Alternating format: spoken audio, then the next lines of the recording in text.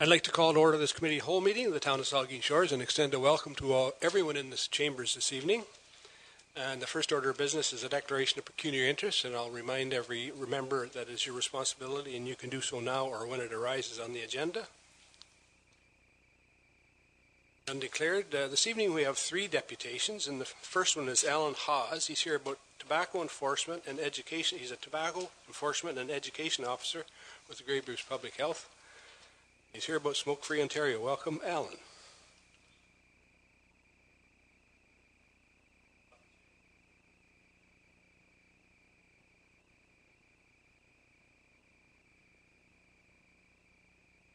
Major changes. And I got a few slides here, so we'll go through it and then maybe some questions afterwards. The rationale, Ontario is determined to have the highest rate of non-smoking in Canada. The reasons for this piece of legislation is because we do have 13,000 people die annually of tobacco-related diseases. The changes will strengthen the ability to reduce kids' exposure to tobacco within their daily lives, and of course it's designed to protect the health and safety of the public in general, as well as workers in the work environment from secondhand smoke. So tobacco sales are prohibited, and this is the changes to the legislation as of January 1st, which really will not apply in most cases, but to post-secondary schools. There will be no permissible sales of tobacco products in those facilities. Nurseries and private home daycares, premises licensed under the Independent Healthcare Facilities Act, these are places which will no longer be able to sell tobacco products. So tobacco use is prohibited in outdoor patios. This is part of the new legislation, so this is absolute. As of January 31st, there will be no smoking on patios that are adjacent to bars or restaurants in a place where food or alcohol or food or drink is served, other than Legions. And these are Legions which were grandfathered as of November 18th. If they had a patio without a roof on it, as of November 18th, they would be grandfathered. They're the only facilities with a patio that would be able to have people smoke on the patios at this point. Okay, so this is the main reason for this piece of legislative change, and that's to prohibit tobacco use within 20 meters of children's playgrounds. And of course, sporting fields. And there are two different applications there, really. Sporting fields would consist of any sporting field that is in a municipal-owned setting, if it's provincially owned, or if it falls into a post-secondary facility. And these are spots where 20 meters, you'll have to be at least 20 meters from the perimeter of these facilities to smoke. A little bit different when it comes to children's play areas. When we're talking about, there for a second. So this is the children's play area. So the 20 meters, that applies anywhere, provided that it's not a privately owned dwelling place. Okay, so if, for instance, there is a children's playground at a restaurant per se, say McDonald's, they have the swings, the jungle gyms or whatever, it would be an offense to smoke within 20 meters, and there would have to be a 20-meter perimeter set up for that facility. So any playgrounds, whether it's owned municipally, whether it's owned provincially, or whether it's, say, in a post-secondary setting, that would apply. And the implements would be slide swings, anything of that nature, a jungle gym that children would play on, that would be considered part of the playgrounds, and therefore it would have to have a 20-meter distance set.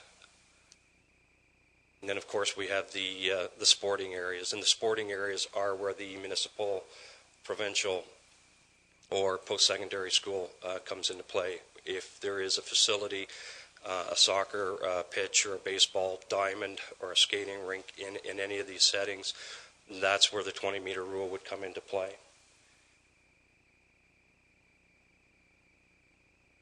Signage, I was around there before Christmas and delivered signs to all of our municipalities.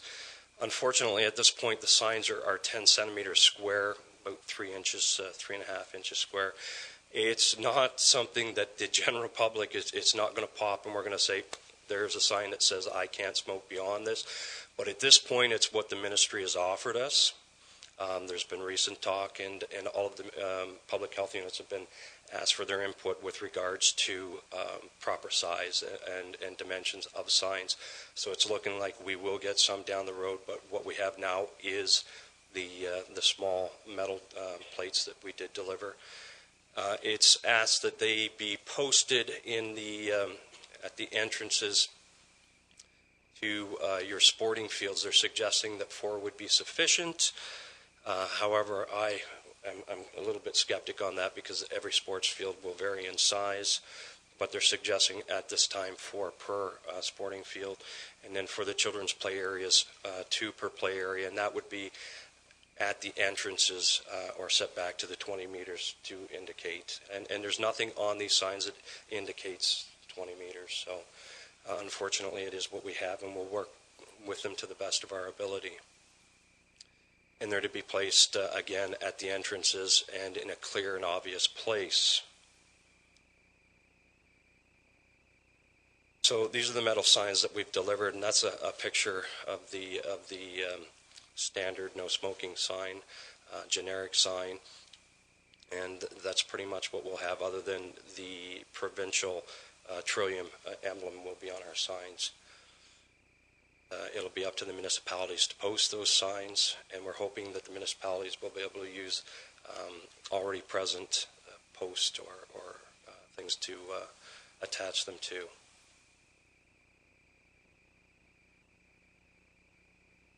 So the playgrounds, we're asking that 2 signs be posted in the direct vicinity. Bars and restaurant patios also, we have been trying to get around to these facilities and deliver the metal signs, and they need to post the metal sign at each of the entrances, and they can be picked up at the health unit, or we again will be around to as many as we know that are out there, and we'll deliver them as we get around. And these signs are to be posted as soon as possible. And again, they're discussing existing structures as to where we should place the signage. Some proposed legislation changes, so this is coming. Hopefully it will come, and this is to do with electronic cigarettes. The ministry is looking to regulate what is there now. There are regulations, but it's Health Canada that regulates, and there's no enforcement there. And we're constantly being asked questions with regards to how old does a person have to be in order to purchase, what are the regulations supporting or surrounding the sale of electronic cigarettes, where can they be used. It's our understanding that the ministry will be looking to treat these no differently than a tobacco cigarette, and they'll dictate that they have to be behind closed doors, no different than tobacco, that we're not allowed to advertise the products and so on. And this ban hopefully will include flavored tobacco products such as cigarillos and things of that nature. So your chocolate flavoring and your bubblegum flavoring, which is all advertised towards children. So that's hopefully that will be coming here in the near future. And then, of course, they're discussing maximum fine changes as well to the persons who are selling and supplying tobacco products. I threw in a couple slides here. It was my understanding that there was misconception that people may have with regards to set distances from municipally owned buildings, that a person has to be a set distance from a entranceway or an exitway. And the Smoke-Free Ontario Act does not enforce such legislation other than when it comes to healthcare facilities, so hospitals, nursing homes, places of that nature. There is a 9-meter distance required that people stand 9 meters back at these facilities. But under the Smoke-Free Ontario Act, as far as a municipally owned building or a public building, there is no such legislation. Grey County this year implemented policy or implemented bylaw, as a matter of fact, to direct the public back 9 meters from all all of the municipally owned buildings within the county of Grey, and that filters down to the lower tier municipalities as well, so that obviously there's that 9-meter distance that people have to step back from the buildings. And I'm sort of here tonight, and I threw these slides in to sort of prompt maybe this council to champion a similar bylaw, even within the municipality, or to take it to county and come up with a similar policy to that of Grey. Some fines, and I think it's important that people realize that the penalty with regards to the Smoke-Free Ontario Act are fairly substantial. So for a person to smoke within that 90-meter or that 20-meter radius within the Smoke-Free Ontario Act, when it applies to sporting fields or when it applies to kids' playgrounds, the fine will be $250, and then there's a victim fine surcharge on top of that, which is administrative, of $55, and it'll bring the total cost of a fine up to $305. So I do think it's important that everybody's aware that the potential for a penalty, and that the penalties are fairly extreme. I think that ends my presentation, other than my number that you can get a hold of me at the health unit. Thank you, Alan. I wonder if there's questions from committee. I'll start with Councillor Myatt. Thank you, Mr. Mayor. Perhaps through you, if I could ask maybe Jane of this question, if I could, just about Jane, approximately total number of signs. Do we have the infrastructure in place in terms of the posts to put the signs on? And are we bearing the cost for any new posts, or to implement the legislation with the new signs? Can you just bring us up to date on that a little bit? Yes, we recently got the signs about the 1st of January. Staff has just started putting them out. We are attempting to utilize the existing posts that we have, but due to the number of signs that are required to go up in parks, we may be needing to put some early for us. And that's part of our cost, correct? Correct. Vice Deputy Mayor Huber. Thank you, Mr. Mayor. Thanks for bringing the Grey County bylaw a couple of years ago when things changed and we removed a lot of signs. I think hopefully Bruce County will be coming on board too and doing something. And I hope through the mayor he encourages that Bruce County have a bylaw which puts some things back into play that were removed a few years ago. I do have a question though. This is provincial legislation. The health unit is somehow involved in encouraging signage and supplying signage. Who's the enforcer on this? We at the health unit, so the tobacco enforcement officers will be your enforcement agents. Also, your police services will be allowed to issue penalty as well. But know that in Grey and Bruce County, there are 1.6 full-time employees designated to enforce the Smoke-Free Ontario Act, and that's we're funded strictly through the province, so we are going to be stretched. Do you have any advice? You know, it's certainly somebody lighting up a cigarette. You know, it's chances are no one's going to be there to give them a fine. Right. So, right. Do you have any advice to how we can encourage good behavior? I think by placing the signs in public education first and foremost, and that's really the reason why I'm here tonight, is to educate you and hopefully part of your constituents, so that when they leave they can better educate themselves and some of their friends. So we're hoping that the public will self-regulate this and to pass the information forward if they see an offense, to hopefully ask that individual or inform that individual that it's a smoke-free area. Because there are 1.6 full-time employees at the health unit that will service you, I can tell you that we will be pretty much complaint-driven, and we would look at a complaint where it's continuous, ongoing, and you know, I'll show up, and hopefully I'll be able to deal with the issue. I think that's pretty much the best answer that I can give you, is because there are only 1.6 of us. enforcement is going to be tight.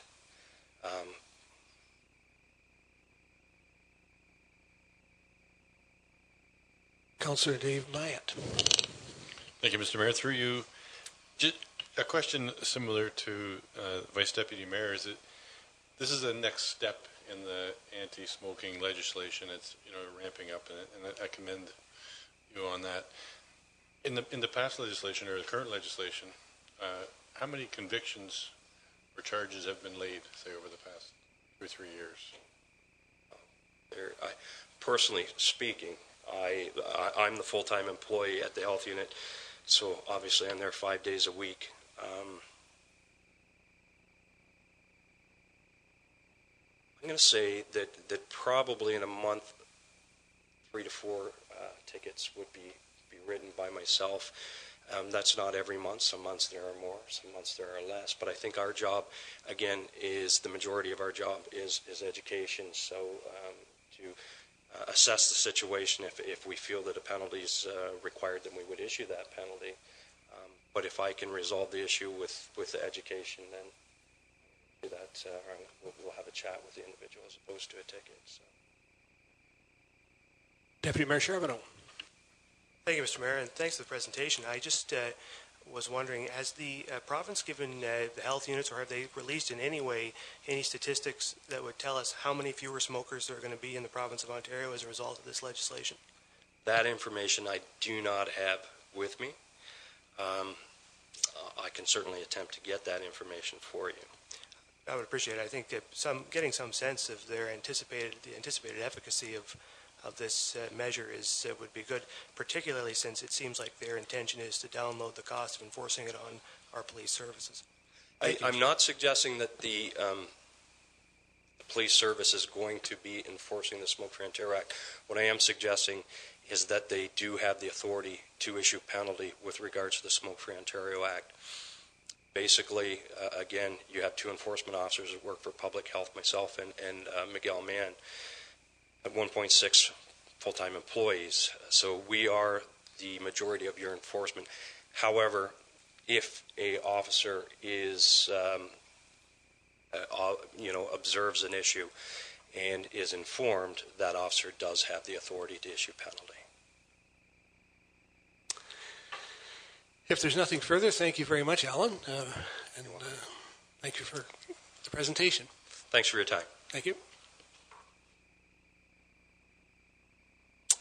We have 2 other deputations, and they're both by the same person, so I'll introduce them now. It's David Schmellet. He's first here about the Centennial Pool, and the second, and I suspect you'll just continue right on, so I'll announce that also. David he's president of the Port Elgin and Saugeen Beaches Association. He's here about association items for discussion. Welcome, David. Thank you, Mr. Mayor. Yes, I do have 2 deputations, and thank you very much for permitting me to do both of them on the same evening. Saves me a lot of driving. The first one is on behalf of the pool committee. The second one is with regards to the beachers. I do want to differentiate the fact that they are 2 completely different topics, and I represent the pool committee at this point in time. So if I may, I'm just going to read a few things here. It has been 16 months since my last deputation. That sounds a little funny, I'm sorry. I would be thrilled if I could stand here and say that it has been a productive period, but we're a little farther ahead today than we were in September of 2013.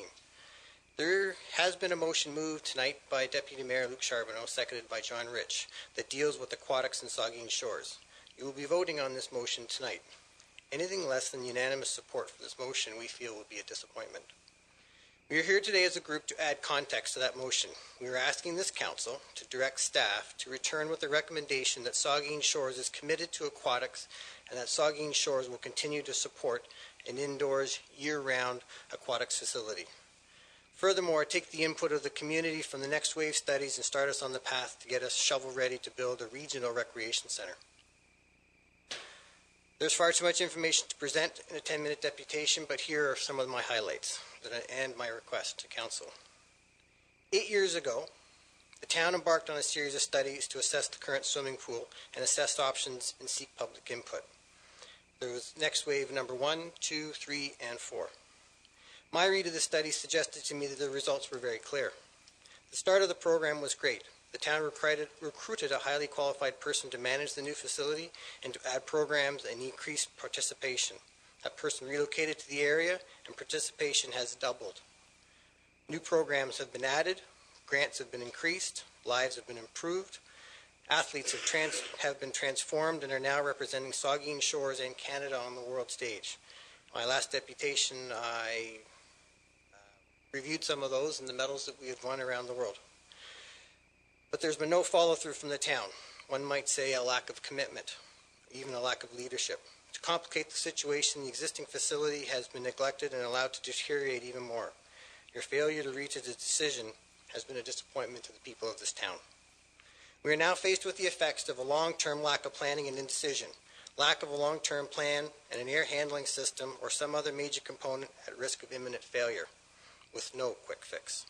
It is unfortunate that the new councillors are in a situation which they must familiarize themselves quickly with the state of aquatics, but this was an election issue and some campaigned on a platform of taking action. We appreciate that there are other equally important decisions to make and scarce resources to allocate. Staff has also asked you to approve $900,000 for a facility that hosts many activities that you have not yet committed to maintain. I concur with the Deputy Mayor's comments that he made 2 weeks ago, that he does not support $900,000 for a pool when Council has not committed to the first question, nor possesses an updated strategic plan that includes a long-term commitment to aquatic services in Saugeen Shores. We must address the first question. Are we committed to aquatics in Saugeen Shores before we explore the second question, whether we renovate or build a new pool? We need to see an indication from Council tonight that they are committed to aquatics. Further delay in answering the first question could prove disastrous.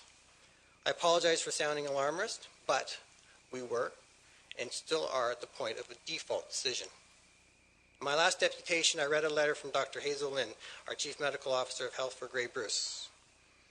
For the benefit of the new councillors and a reminder to the incumbents, I resubmitted that letter, and I want to just read a couple of lines from it. Council. Many medical studies have been published that identify the benefits of water-based exercise. Water-based exercise improves mental health as well. Learning to swim as a child is an important safety benefit that cannot be underestimated. As well as providing good exercise, swimming offers opportunities for cooling in the hot summer days, but also an activity that can be enjoyed year-round. Most children will spend more time enjoying swimming than any other forms of activities. Being a good swimmer and having lots of experience in the water protects children from drowning. Furthermore, I have a couple of statistics from the recently published community picture from the Grey Bruce Health Unit. 58% of Grey Bruce residents are deemed to be overweight or obese. Only 13% of children and youth are active enough to meet recommended daily physical activity guidelines. In 2008, there was another study by Stats Canada that indicated that in the Grey Bruce area, only 44% of the inhabitants are deemed to be physically inactive, which is a lower percentage than the provincial national average. So as a parent, a taxpayer, retired Olympian, a sensei, which is from the martial arts, a spokesperson, it is my duty to do my part to improve these statistics. Normally on Monday night, I should be training inner-city kids and adults in the finer points of Brazilian Jiu-Jitsu and self-defense. My wife coaches for the Oakville Aquatic Club. All three of my children train with the Oakville Aquatic Club and the Chimaru Jiu-Jitsu Club, and are members of the Saugeen Shores team that won the 2014 Provincial Waterfront Life-Saving Championships. You can applause.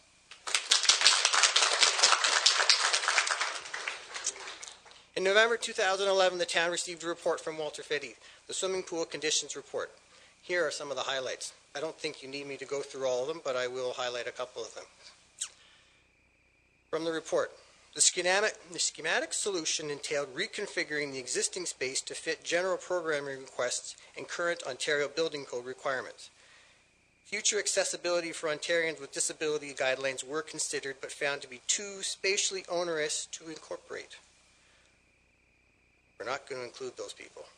Upgrades included should provide a nominal 25-year life cycle. Construction costs for the entire deck are estimated to be $4.4 million. Project costs extend this to close to $5 million. To renovate a facility that still won't be accessible, and it's not what the public has asked for. And then I just list some of the issues from the report talking about electrical services, lighting, fire alarm, pool filtration, which is too small, the Diatron, which is the scary unit in the corner.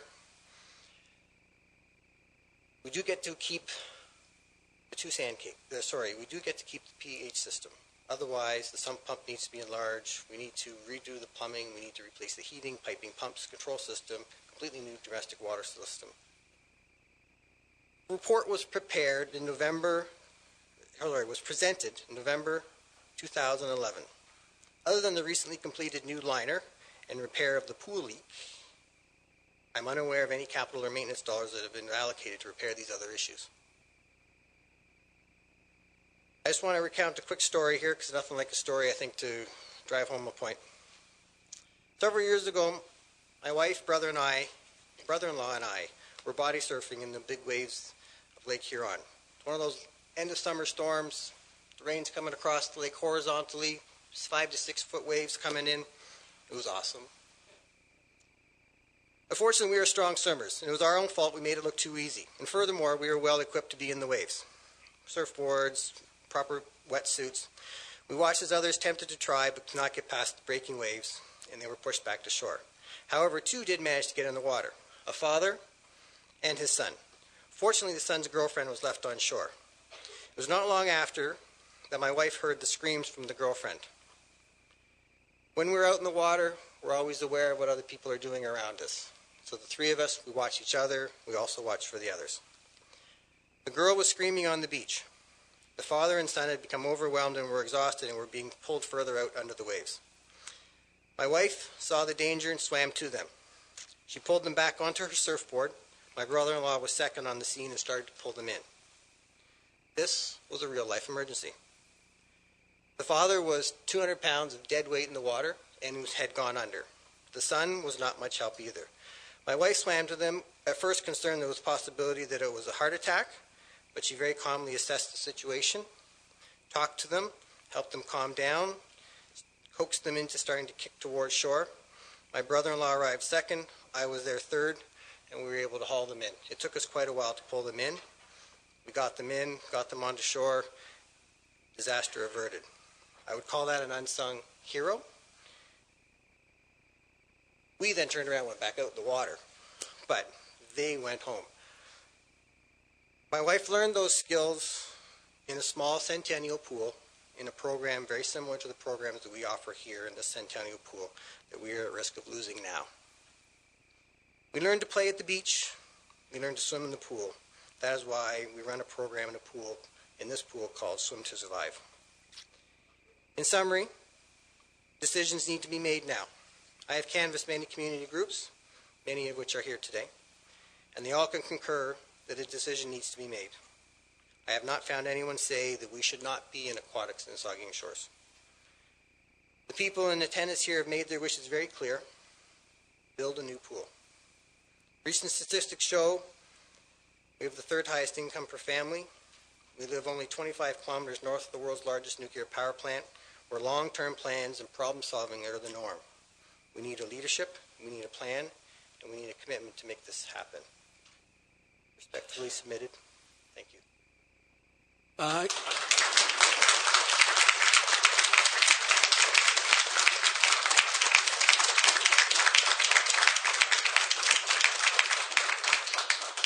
Thank you, David. I guess we'll stop here and take questions for this part of his deputation. I'll start with Councillor Dave Mayette.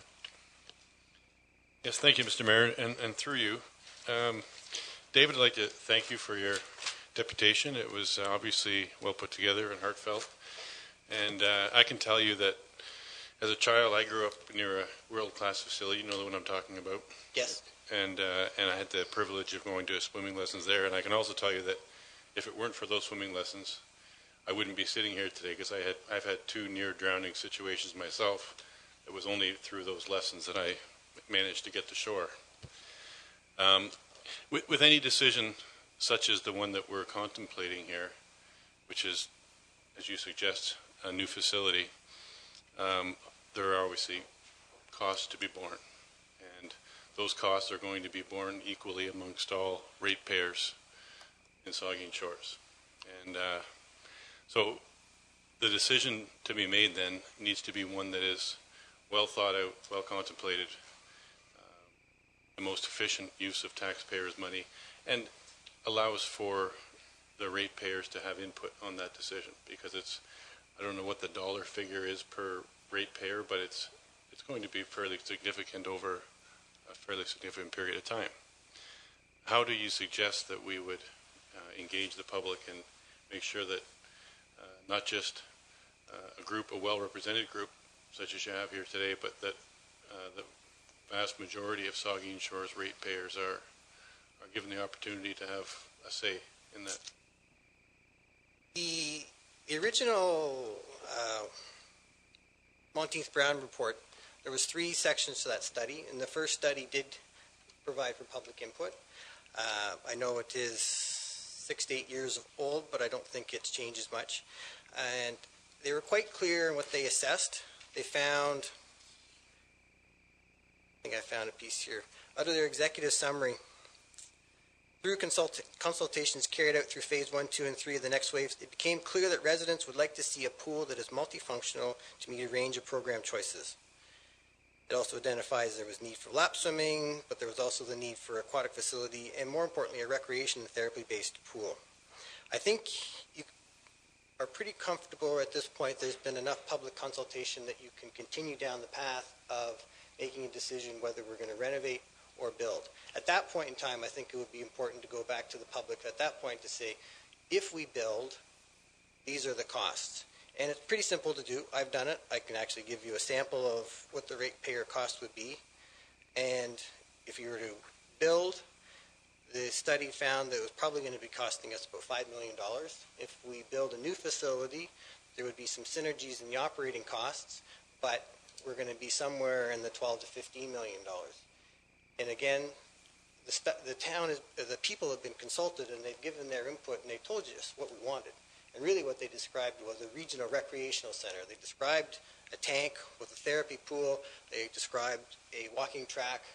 And I think now you've got that information. It's in those studies. You can put together a plan. And I say we've got a ballpark idea of what the costs are. And it's very simple to break it down and figure out what it will be for each individual. Typically in a community, 25% of the community will use the swimming pool. If you have a walking track and other facilities, that percentage obviously will go up. That percentage is the highest of any activity. All you need is a swimming pool, or all you need is a bathing suit to hop in a swimming pool. So I think you can be pretty comfortable. I would not spend any more money at this point on any further studies. I don't think you need to. You've got excellent studies already done that we've done. Deputy Mayor Huber. Thank you, Mr. Mayor. Thanks for the deputation. One of the challenges that we have, and that I've had since this process has begun, is that the studies and the documents that we've received have been thoughtful and thorough in different directions. So it's interesting that you just brought up at the end of your comments there that 25% of a community might use a pool. And taking that Monteith Brown and the Fady study, Walter Fady study, everything that was worked into that came out to as whatever was built, didn't matter what was in there, whatever was built would operate at less than 25% of its capacity. However, it would be millions of dollars to build, which would, given the lack of infrastructure grant opportunities in that particular sector, would have to be funded over a very long period of time, 15 to 20 years possibly. But you would also have to look at an enhancement of operating expenses from what we've got right now would be plus in excess of $500,000 of operating expenses. You'd be looking at over $1 million annually for 15 to 20 years to deal with the capital expenditures and enhanced operating capacity and expenses for a facility that would be, at best, given all of the reports we've received, at best functioning at less than 25% of its capacity. That's what I have to rest with as a member of council, because that's a significant addition to every single ratepayer's tax bill for 15 to 20 years for less than 25% of a building to be utilized. So I appreciate everything that's been going on in the pool. We've done a much more diligent job of tracking use and enhancing use and trying new programming and that sort of thing. But in the end, we have to come back to, we have received an awful lot of information that, you know, it sets out this, it sets out that, but it always sets out that it doesn't matter what we build. We've got some issues with capacity and the percentage of the building that would be utilized, and the expenses, not just for capital, but for operating. So I'm appreciative of the motion that's coming forward, because I agree, you know, we've spent a lot of years collecting this information, and council has yet to come to a decision. So I applaud the Deputy Mayor and Councillor Rich for, you know, bringing the issue to the table and asking for something and putting a date on it for some kind of decision.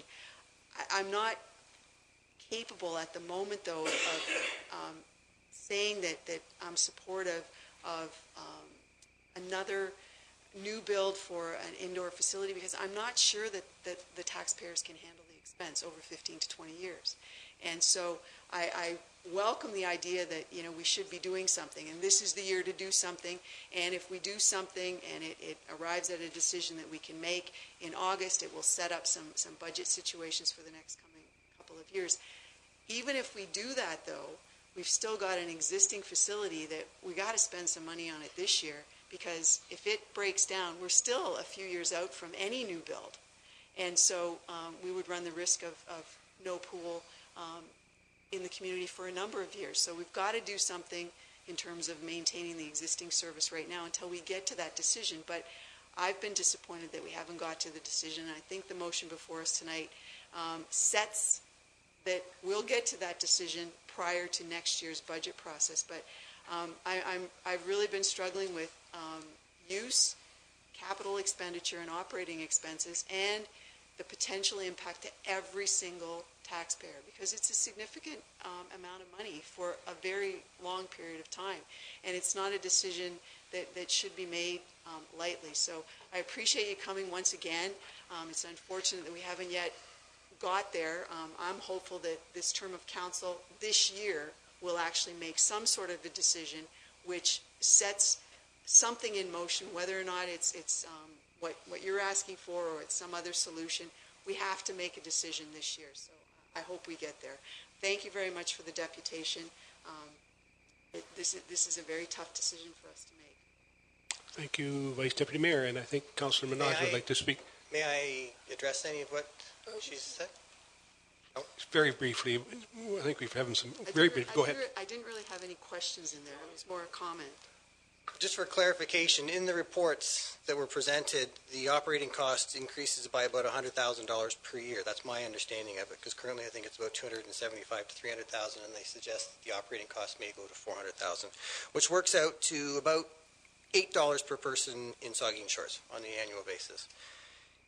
If we build new and we have a co-funding with federal government, or even if you renovate, the bill is probably going to be $5 million.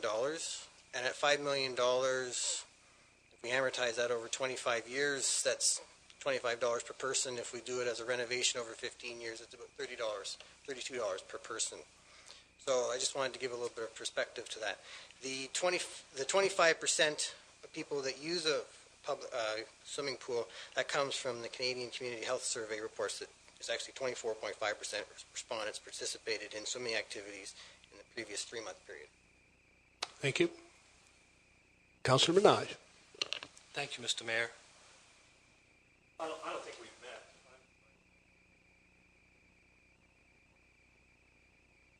Well, I don't want to address someone that I've never really spoken to before, and I've got quite a few things I'd like to say. And we've been accused in the past of not communicating well, maybe, and not stating our point of view. So I'm going to give you my point of view. And I'm also going to ask some questions. Well, I want to start asking a question, Mr. Mayor, if I can, of our department head for the aquatic center or the pool, and ask Jane, please. Is there a health and safety issue currently there that will premeditate and tell us that in all likelihood we should be shutting that facility down because of the heating and ventilation unit. Our pool is inspected, I believe it's monthly by Public Health.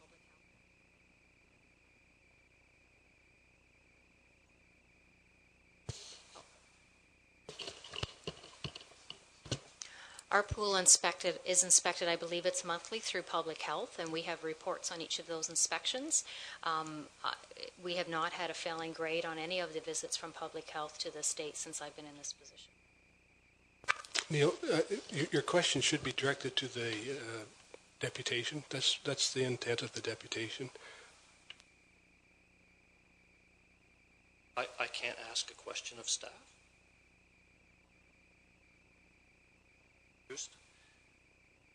So when I read your request here, I see recommendations for an aquatic facility, a regional recreation center, or a swimming pool.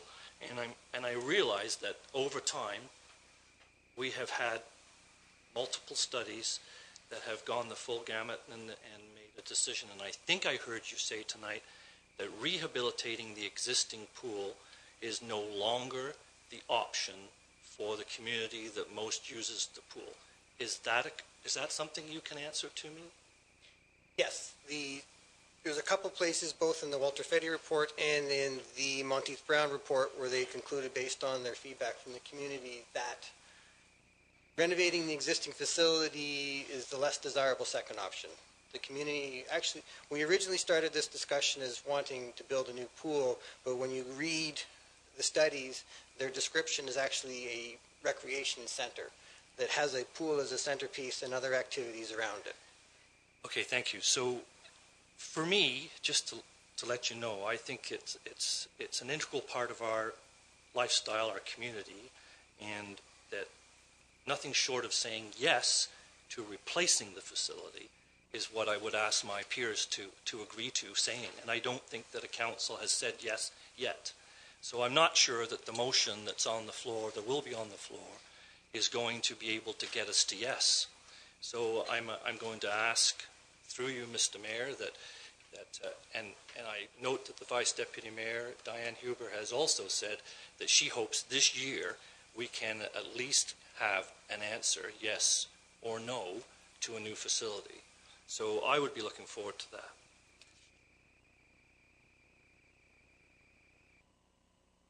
So we have some other information that we've been pushing around, and I've been trying to get amendments to, for your information, is that there's more pressure on space than just a recreational aquatic facility. We have other departments asking for space requirements in the community. So what we know and what we don't know is that I believe we know there aren't any current grants. Is that correct? There are no current grants towards a swimming pool. None that I'm aware of. So none that I'm aware of. So I will close by saying I hope that this year we can make the decision, yes, this community deserves and should have an aquatic type facility, a new one, and that we will find a way, and we will find the way to fund it and position it, locate it. So I mean, the type of facility and the location all haven't been determined. They've all been talked about and not determined. So that's what I'm looking for, and thank you. Councillor Rich. Thank you very much for your presentation, David, and through you, Mr. Mayor. Thank you, everyone, for coming and taking interest in the future of this community. I think it's really, really important. One of the things I'd like to speak to is I think we're going to talk to the motion later on, so I'll talk a little more then. But we're either a community that's growing and becoming more vibrant and being attractive to people who want to move here, increasing the amount of investment that's coming into the community. We're looking towards trying to get retirees to come to this community. This is an integral part of that. So if you want to be a community on the rise or a community in decline, I think that's the choice that sits before us. But I'd like to ask you a question just about a rec pool versus a competition pool within the facility itself. So a lot of people will pose a question to me. They'll say, oh, there's a pool at the Super 8, or there's other pool facilities that are available. Can you speak to the need for perhaps a competition pool or differentiate for us?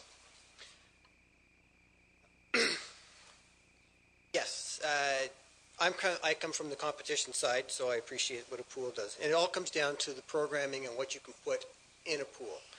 And there's been a bit of an evolution in programming over the last number of years and what municipalities have been doing. Originally, they were building a tank or they were building a leisure pool, and eventually they discovered it was far superior to build what they would call a competition pool, which would be typically 25 meters. Larger communities would put in a 50-meter pool. 25 meters long, 6 to 8 lanes wide. That would give you the base case for a facility that has the most programming choices. So if you build a pool 25 meters long, 6 to 8 lanes wide, you can have competitive swimming in there, you can have length swimming, you can have the masters swimming in there, you can have the triathletes swimming in there, you can bring your lifeguards in and they can do their training in there as well. And then when you do the basic life-saving training where they need to be able to swim length, they can do that. Then you bring in the other activities. You can pull the slide in, you can pull diving board in if you're running diving facilities, you can pull in the big slide, you can, some of the more advanced, I was fortunate in that I trained in a pool that had a hydraulic floor that went from 4 feet up to the surface. So we could drop it down, run our meets, run our training, and then we brought it back up to the surface, and then we could bring the kids in. So a leisure pool is very limited on what you can do with it. You're stuck with a leisure pool. A competition pool, multifunction, you can do everything in it. So that is what's important about a competition pool. So 25 meters minimum, 50 meters would be in a dream, but unfortunately you have to be in a big city to justify that sort of an expense. There's a great facility, the Wayne Gretzky facility in Brantford, which started as a competition pool, and it's funny length, it's 65 meters, but they use it for 50-meter pools. And then they added a leisure pool, and then they added to the hockey arena, and then they added other facilities to it as well. The only sticky point with a competition pool is the water temperature. And that's why you end up with a competition pool that runs around 82, 83 degrees, and then you build a separate leisure tank, which would be very small, shallow, better for the young children, better for basic learn to swim when the kids aren't moving around so much, and that would run 4 or 5 degrees warmer. That is the basic difference. Deputy Mayor Charbonneau. Thank you, Mr. Mayor. Thank you, David, for the presentation and for coming out this evening. I think, as you can hear from the dialogue around the table here, there's an array of opinions on this issue, as you might have imagined there would be. And I think the key thing is, and as I'll talk to you a little later with the motion, the key thing is that we get to some sort of decision on this issue, so that even if we do have to make investments in the near term, in the Drytron or whatever, that is part of a larger plan that takes the big picture into account, so that we are managing this asset well, and that we can say that we are managing it well, and that's part of what we're trying to get to here. But the question I wanted to ask you was, obviously it's evident that behind you have a huge number of people supporting you and supporting your statements here tonight. I wondered, in your view, because fundraising is invariably going to become a part of the conversation when we talk about whatever we do here, if it does come down to, even if it comes to renovation or a new build, do you believe that all of that support can be galvanized and organized and morphed into an effective fundraising enterprise to support a project like this? Yes. Yes. I feel like I was in some game show. Yes. We can get a sheet there. We'll start taking names right away. Thanks very much. If I may, on the question of fundraising, we need a specific item that we're fundraising for. We need a decision from the council that we're going to renovate or build. If we build, then we know what we're going to do with that money. Currently, there's a lot of fundraising that goes on in the pool already, but it's for specific things. It's for lane lines, it's for blocks, it's for a new timer, it's to send the kids to Australia or to France to compete. If we have a project such as we're going to build a new pool, then we can go back to the community and we can identify, we can say we need new lane lines, and people will identify with that issue. Until I get a specific issue, I can't go to the community to fundraise. Councillor Myatt. Thank you, Mr. Mayor. Mike Myatt. Yeah. I think I learned this line years ago: if you fail to plan, you plan to fail. And I think I think one of the things we should have done years ago, and we still haven't got done, and I think it's in the 2016 budget, and I think it's a good thing, is a recreation master plan. And I think that would have answered some of the questions today and maybe help bring this forward, this decision forward a little quicker. So I'm pleased to see, Jane, that it's in the budget in 2016 for recreation master plan. But I just wanted to say that I, for one, I am committed to aquatics in the town of Saugeen Shores, and I'll continue to be committed. When I hear the report from Dr. Hazel Lynn stating that 58% of Grey Bruce residents are overweight or obese, and I hear that only 13% of our children are actively involved or active enough, that those numbers scare me a little bit. And I think it's so important that we realize, I for one, realize the importance of being committed to aquatics in town of Saugeen Shores. I think also that, you know, when the time comes for a decision later on this evening on the agenda, asking our CEO to come back with a report, I for one will be supporting that motion. Perhaps not bringing it back in August, but sooner than that. And once and for all make a decision where we're heading with the future of aquatics. And where that's heading today, I'm not sure whether it's a renovation to the existing footprint, whether it's a renovation and an addition, or whether it's a brand new facility. I will make this commitment, and I did this during the election campaign, that whatever decision I make, it will be an informed decision. And it is a big decision. When you're talking about $15, $16 million for a brand new facility, in the absence of provincial federal funding infrastructure dollars, it is a big decision. It's a lot of money to finance over a 15, 20-year period. I don't think we should just lay down and play dead with the provincial federal government in terms of lobbying the provincial federal government in a very significant way, and trying to seek out provincial federal funding for infrastructure dollars. I know it's not available today. I get that. But I don't think we should necessarily take no for an answer. I think we should, as a council, as a community, put pressures on our provincial government, say we've got some deficiencies here. We need help. It's very difficult to finance this on our own. So Mr. Mayor, thanks for, I just had David, if I could, thank you so much for your presentation. It's a great job.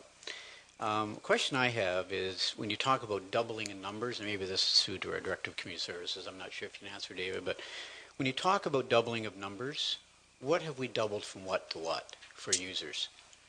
I was talking about individual visits per year to the pool, and I had this in my deputation before, so I recall what the numbers were, and we were just shy of 40,000 visits per year to the pool. I think we've exceeded 40,000 visits per year to the pool. So, of course, obviously that's a number of people visiting the pool multiple times, but yeah. So we've gone from, I believe it was a little under 20 to now over 40. So that covers all programs. So it covers everything from the Breakers to the Saugeen Shores Life Saving Club to the Learn to Swim to Survive, the Scouts, the First Nations, the sponsored swims, which are massively popular. The pool is packed for those sort of things.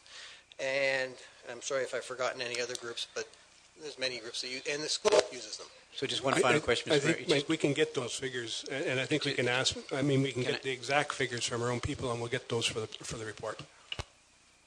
Okay, Mr. Mayor, and I just, the last thing I just wondered about the Walter Fady, the Montes Brown planning report, when we talk about 40,000 users this year, I would be interested to know, and I need to go back and look at the report myself, I'd be interested to know what Montes said in terms of the projections, the use back then, what it was projected out to be in the next 4, 5, 6, 7, 10 years. And that's something, Mr. Mayor, if I could ask, through to the Director, if that report could, perhaps the CAO, that the information be provided.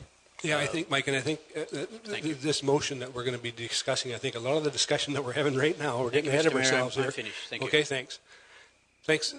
Okay, any further questions? I just have one comment. I've been around these tables many times, and I think the way these things succeed is, and I can give you some advice, is fill council chambers full of people like that are willing to help us get this thing accomplished. And I admire everyone for coming out tonight and making that a very council very aware of what we're trying to do here. So thanks, David, and now we can move on to your next one. Thank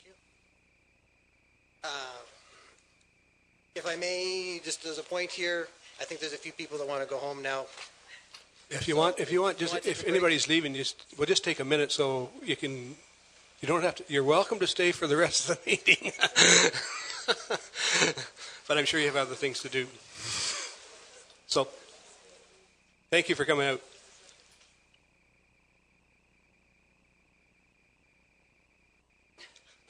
I understand. No, get kids to get home and get to bed.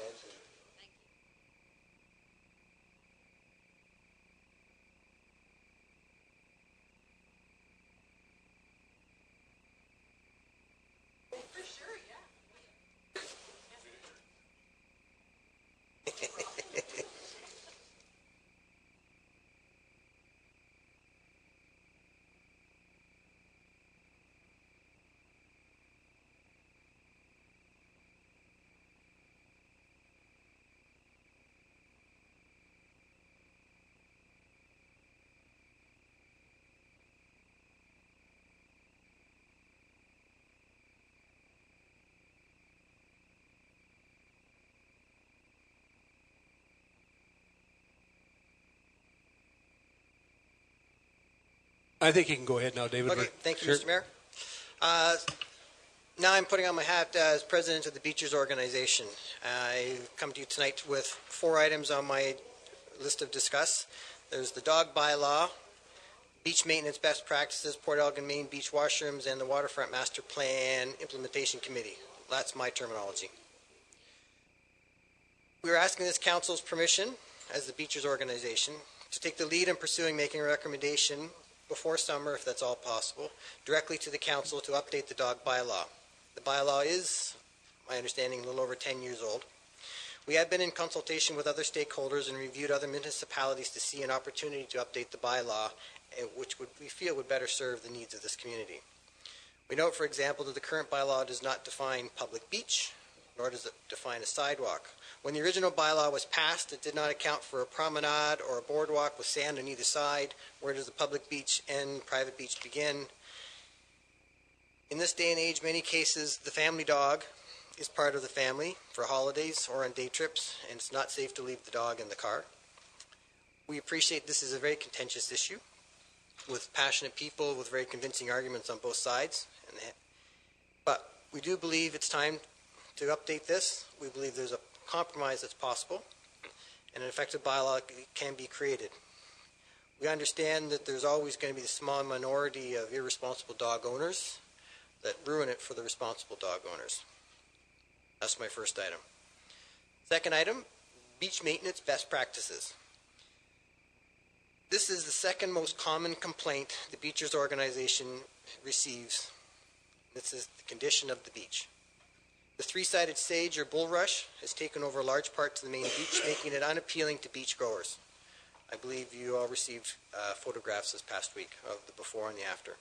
There's still construction debris that litters where the old water treatment plant was demolished. Invasive weeds have invaded the dunes and elsewhere, and the presence of the piping plover halted beach grading. Please note that I'm using the word grading at this moment.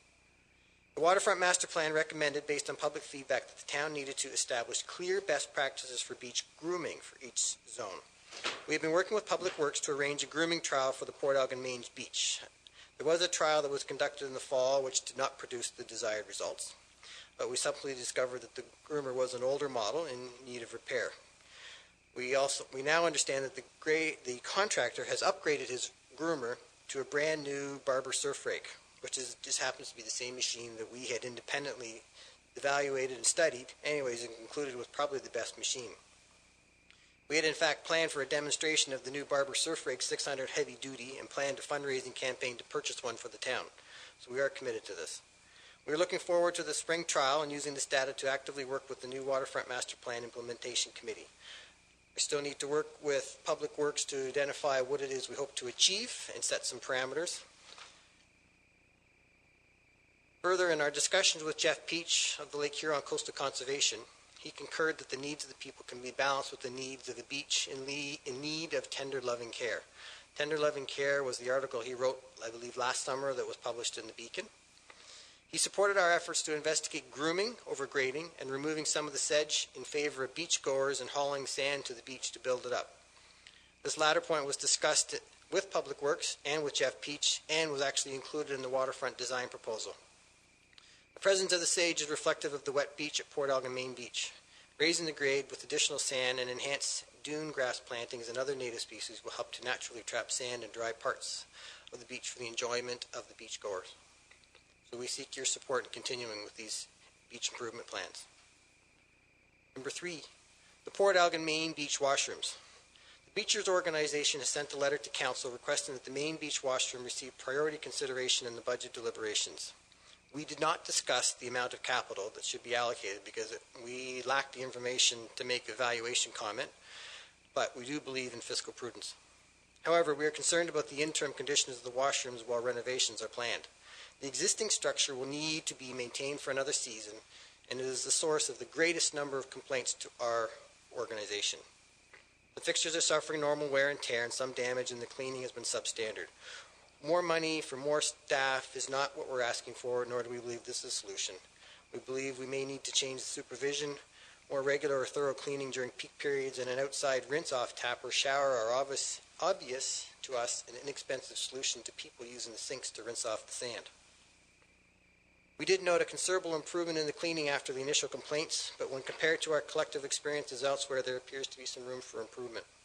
Furthermore, as mentioned in the Waterfront Master Plan, we'd like to see improved signage that would improve the message from a negative to a positive. The signage should use messages that encourage people to call if there is a problem in the facility, which the town should promptly repair, encourage people to use the outdoor showers, and provide beachgoers with the opportunity to give feedback about the facility. And finally, again, turning the signs into something positive, make it something fun, help identify who the staff are that are working hard, that are responsible for it, because we notice other organizations use these sort of messages which help increase pride in their work and make users think twice about making a mess. We look forward to working with the Waterfront Master Plan Implementation Committee and to seek public input on various design proposals and establishing a level of capital budget required to renovate the washroom. And also, we'd like to further discuss the plans and maintain the current structure. Waterfront Master Plan Implementation Committee. Again, my terminology. Waterfront Master Plan was presented in the fall of 2013. As recommended in the master plan, there was a suggestion that an ad hoc committee be created to implement the plan. We have heard stories of picking the low-hanging fruit and taking action on parts of the plan, but we are failing to see the opportunities for community input and control. We do not feel that these are decisions that should be left to staff. The waterfront design process appeared rushed, time to exclude summer residents, and the feedback we have received is the designs do not reflect the community input, either from the initial plan or the, and I'm sorry I misspelled this, I think the autocorrect caught it, it should be EDA plan, but rather someone else's vision. Many had wished that there was a fourth option, none of the above. I believe you have in your information package a letter from Mrs. McCarty, and she references that as well. We are asking that Council create now a new ad hoc waterfront master plan implementation committee. The committee should have at a minimum representatives from the Beachers, the SRA, Business Improvement Association, Tourism Association, Parks and Trails, the Accessibility, Heritage Community, and I've included one staff member because I'm aware of her credentials, and I've named her here Shanna Reed, and if there's any questions about that, I'd be quite happy to include her resume here. Respectfully submitted, David Schemmelt on behalf of the Beachers. Thank you, David. Questions or comments for David? Go ahead, Deputy Mayor Charbonneau. Thank you, Mr. Mayor. I'll just make the one comment. I'm certain that we can consider all of these options over time through the right avenues, and I think that one good way to kick that off would be discussions at the committee level somewhere, and I think that's something council is working its way through at the moment, starting to try to organize itself around what sort of discretionary ad hoc committees it's going to strike, and that's a conversation we're about to have. And I think a lot of this other stuff that you mentioned could come up to council via committees. That's one committee or another, depending on what council chooses to do. But I just wanted to make the statement that I'm pleased to see the work that's going on between the Beachers and the Department of Public Works on the surf rake trial, and I think that there's some good signs there of cooperation, and I think there has been some effort made to try and work on some of these things over the last few months, and I think there will be more effort over the coming months, and it's encouraging to see. And I just want to thank you for your commitment to that, and encourage our staff to encourage you to keep working with our staff on these things, and with council as we start to organize ourselves around these issues. Thank you, David. Thank you, Mr. Mayor. Thank you. Other questions or comments? No. Go ahead, Councilor Minaj. Thank you, Mr. Mayor. For me, David, just to set the record straight here, I think the council needs to establish a financial plan that's going to start and finish the waterfront master plan. At least if it's partitioned, and we say in the first 2 or 3 years we're going to look at the waterfront at the Port Elgin main beach, and it's going to cost this amount of money. I think we need to go through that step first as a council before we start looking for an implementation committee. So I'd be looking for my peers to agree to support the financial plan that our chief financial officer and our department heads can work with us on, and say, this is how much we can afford for the next 3 years, and then get the committee together to say, here's the bundle of money you've got, here's the priorities, let's get some action going. That's my opinion. Thank you. Vice Deputy Mayor Huber. Thank you, Mr. Mayor. I appreciate all of the items that are in here.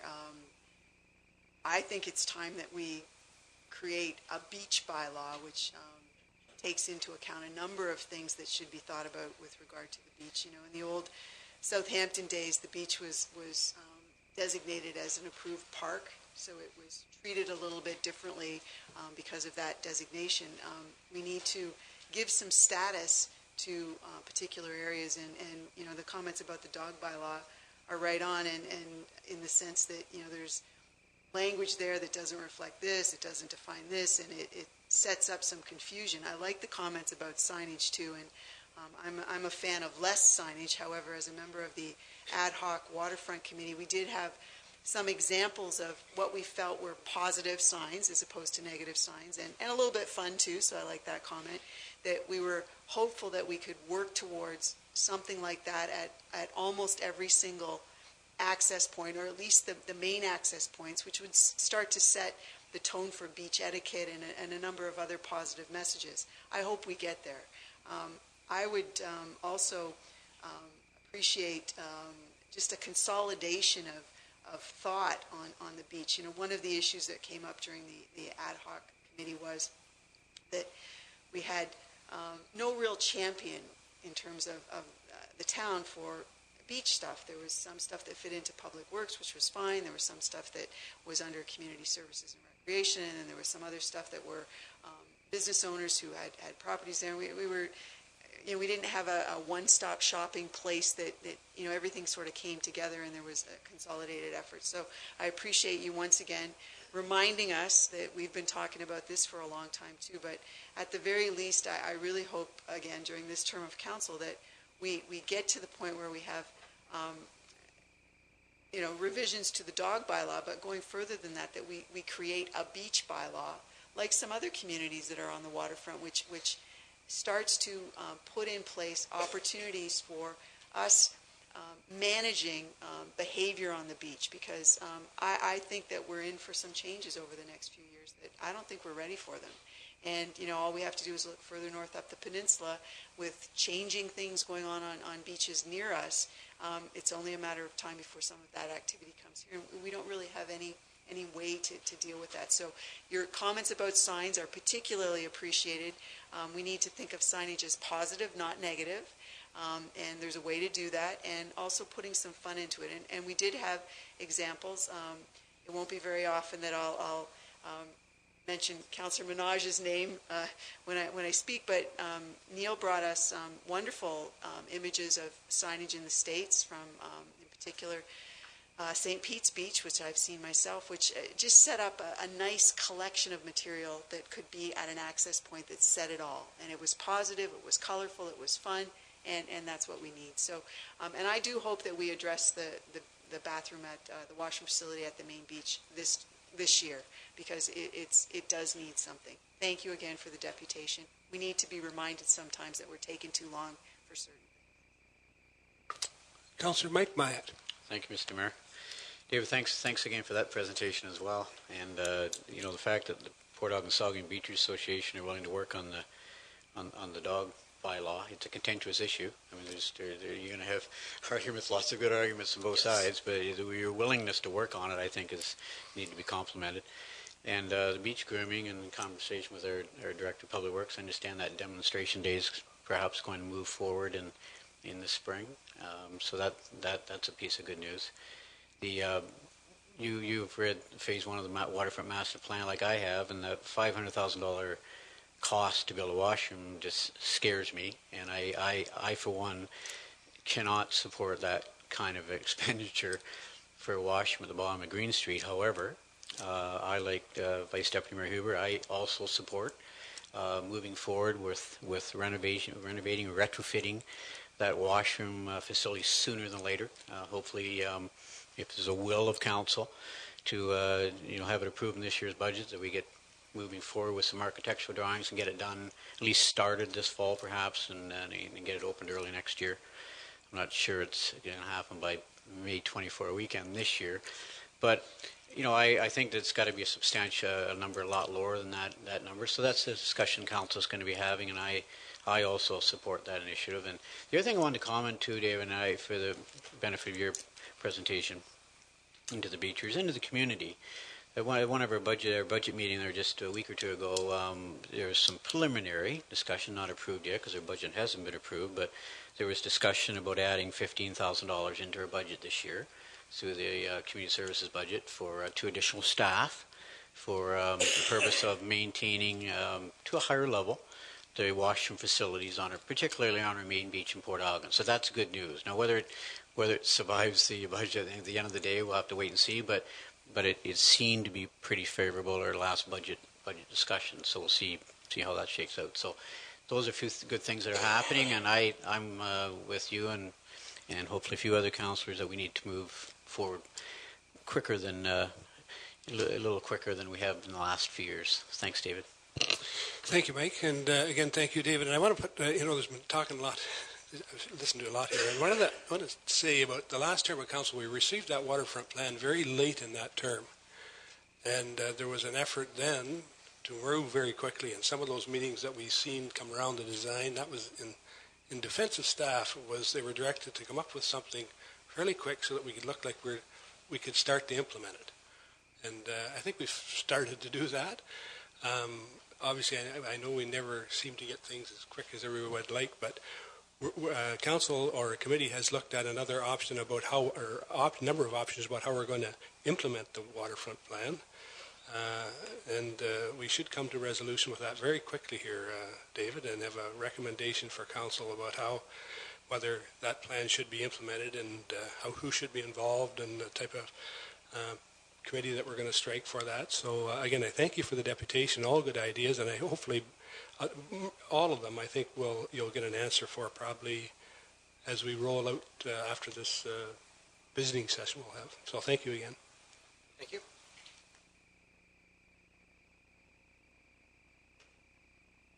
Thank you. And the next the next item on the agenda is Environmental Services and Transportation report. It has to do with the Water and Sewer Master Plan, and the presentation is going to be made by Mr. Steve Burns, I believe. And I think Dave, is Dave going to? Stuart, are you going to introduce him? Go ahead. Thank you. Very briefly, to keep moving, Steve Burns is here from BM Ross and Associates to present our draft Water and Sewer Master Plan. There's some information on the report there attached. To note, though, this is still in draft form and will remain as such. As the point of today is that it's introduced to council and the public again as a draft document. It will be put out to other stakeholders after this meeting, and then staff will come back to council likely in a month or two to present this to be accepted, and then a waiting period after the fact. So Mr. Burns has a brief slideshow to show council and is here for questions as well after the fact.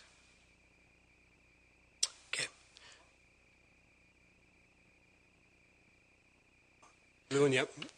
Your Worship, members of council, as Stuart indicated, I'm here to present the 2014 version of the Water and Sanitary Sewer Servicing Master Plan.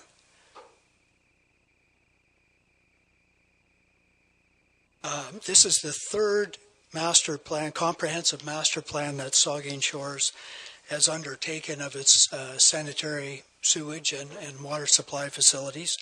The first was very soon after amalgamation, 1999. Then 10 years later. In the interim, there was a couple of updates, addendums that were done.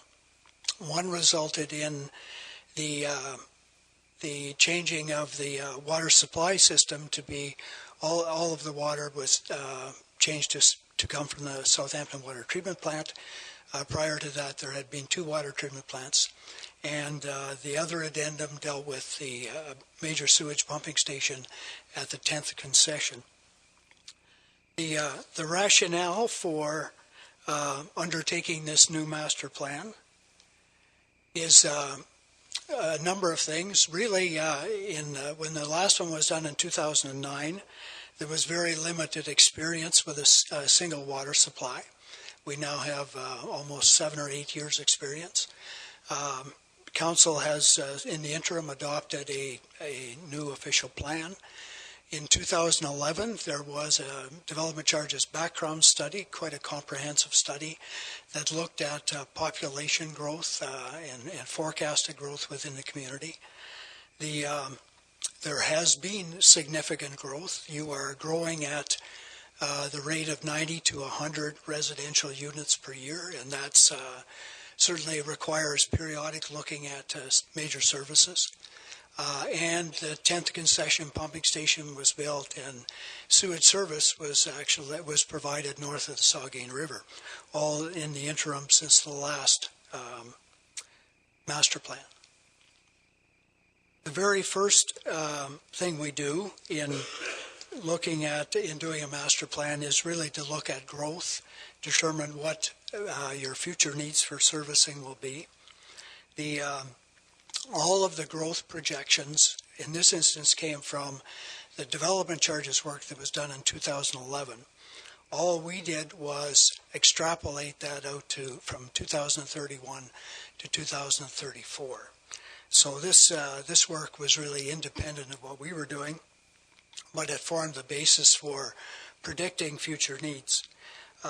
It's indicating that in terms of urban population, which relates directly to water and sewage servicing, you're going to grow from about 16,600 to more than 21,000 over the next 20 years.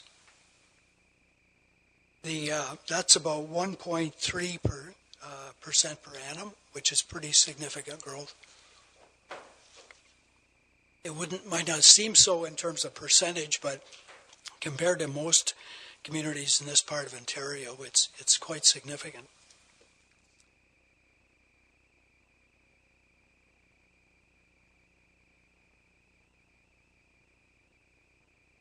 The first, my presentation tonight is really going to focus on the very major services. The actual master plan looked at the collection systems for wastewater, distribution system for water, and there's considerable detail in it, but I'll just focus on the major facilities. This graph shows the water supply capability versus demand projecting for the life of this master plan, 2014 to 2034. The water treatment plant in Southampton is rated, licensed in effect, for 18,000 cubic meters per day. It is a membrane type filtration plant, and so it's equipped with membranes that are capable at this point in time of about 12,500 cubic meters per day, which is less than the rating, but it's consistent with your needs. There's no reason to have more membranes than you need. They have a limited life expectancy, and so it's better to match them to demand. So we estimate that 12,500 cubic meters per day of capacity will get you to about 2028 at current rates of water usage. On a per capita basis, you're using water at about 330 liters per capita per day, which is which is indicative of a system that can't leak very much, and is a very reasonable expected amount of water use, certainly on the low end of some systems. The other major component in terms of the water supply system is water storage facilities. The water storage facilities work in conjunction with the water supply system or the treatment plant. There's three principal purposes for water storage in a water system. The first is peak flow equalization, and what that is during peak demands, which occur a couple of hours a day, if you can supply water from storage, then you don't have to be trying to treat it at the rate you're using it. So it's really a mechanism to reduce the size of your treatment facility. The second purpose is fire protection. It's generally considered that in a big urban water system, you're going to fight a fire from storage, not from your treatment facility. And the last one, component or purpose, is for emergency purposes. For example, if the water main were to break right at the water treatment plant or the vicinity of the plant, you would then be able to supply from storage if you had storage. So looking at all three of these purposes, we've established that you have enough water storage to really get beyond the 2034 period that we were looking at. You have four major facilities, a standpipe in each urban community, a ground level reservoir in Port Elgin, more than 1 million gallons of storage there, and significant storage at the plant itself. The one advantage of storage is that if you have a surplus of treatment capacity, then it actually allows you to have a little less storage. And we looked at this really setting aside the current surplus that you have, recognizing that over time the excess treatment capacity will erode or decline. But you do have considerable storage, enough for beyond the next 20 years. Key to it is maintaining the Southampton standpipe. That standpipe, these graphs assume that the full capacity of the standpipe is useful, and that full capacity is really only available via pumping equipment at the base of the standpipe. And that pumping equipment is there, and it's so available to you.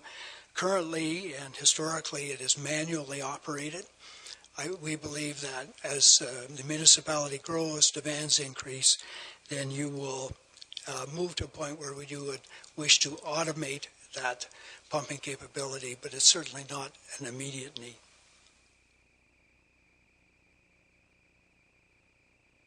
Next, I'll talk about the Port Elgin sanitary wastewater system, or sanitary sewage system.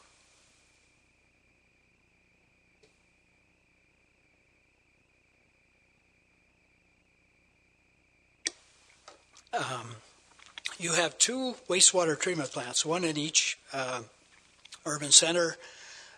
Those wastewater treatment plants are in their environmental compliance approval, or in effect a license, given a rating, and that rating is expressed in annual average flow. So you take your total wastewater treated over the year and divide it by 365, and that's how you view the rating of a wastewater treatment plant.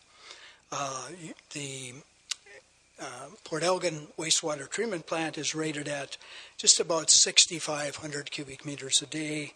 You're currently operating at about 60% of that, and at the current rates of usage and projected growth, you will have enough rated capacity until beyond the 2034 master plan period.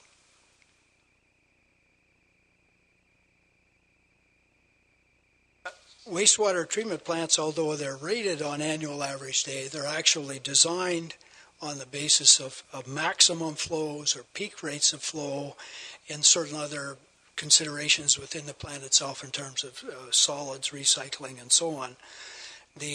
One of the key components in a wastewater treatment plant is your settling capability or clarifiers, and we established that at the Port Elgin plant there's sufficient clarifier capacity for maximum daily flows to, again, well beyond the projected life of this master plant. Many of the components in the plant, although, are designed for peak flows. And again, we look at the clarifiers or settling facilities, and in this case, they are, again, in terms of peak flow, capable of dealing with the flows that we anticipate beyond 2034. So there's no issues there. The only issue that we identified was that your disinfection system is the peak flows are projected to reach the theoretical capacity of the disinfection system, the ultraviolet system, by before 2020. Now, we have found in other facilities that disinfection systems, UV systems, are very robust and can often be re-rated to higher flows. So I'm not expecting you necessarily have to do something by 2018 or 2020, but you would certainly want to be thinking about this and evaluating alternatives. It may be possible to re-rate it or expand it or replace it. In terms of Port Elgin, the sanitary system, there are no sewage pumping station issues, and there are no sanitary sewer issues really in the sort of short or medium term. In Southampton, we're again in a situation where the present sewage flows are about 60% of the rated plant capacity. So again, in terms of average annual capacity, there's no issues there. You can go well beyond the 20,000 or 2034 master plan period. In terms of maximum day flows, there's a little different picture here. We determined that on a theoretical basis, the clarifiers or settling components, we could start seeing maximum day flows by 2018 that would exceed the theoretical capacity, which would theoretically say they would need expansion. Observations and experience at the plant in terms of operations indicate that observed capacity or real capacity may be considerably greater than theoretical capacity, and therefore, again, all we've recommended here is not expansion, just ongoing monitoring and to get a sense of, at some point in time, what would you want to have to do. It is possible to re-rate these facilities.